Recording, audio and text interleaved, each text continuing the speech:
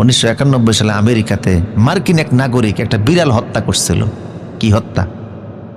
ওই বিড়াল হত্যার অপরাধে তার ৬,০০০ মার্কিন ডলার জরিমানা হয়েছে আমেরিকার আদালতে।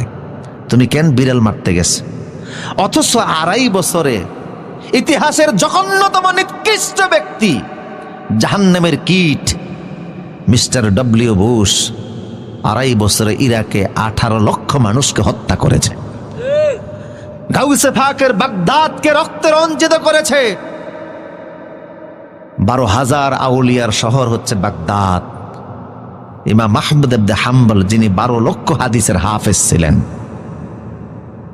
অসংখ্য ওলিদের ফদদলি দ্বারা ধন্য ইমাম হুসাইন রাদিয়াল্লাহু তাআলা আনহু, যে বাগদাদে, যে ইরাকে শাহাদাত বরণ করেছেন, সেই ইরাককে সে রক্তরঞ্জিত করলো, শিশুই হত্যা করলো ৪ লক্ষ। অথচ মার্কিন আদালতে বুশের কোনো বিচার হলো না, বিড়ালের বিচার হয়। ১৮ লক্ষ মুসলমানের রক্তের বিচার হলো না। তার মানে ওদের কাছে বিড়ালের দাম আছে, কুত্তার দাম আছে, মুসলমানের দাম নাই।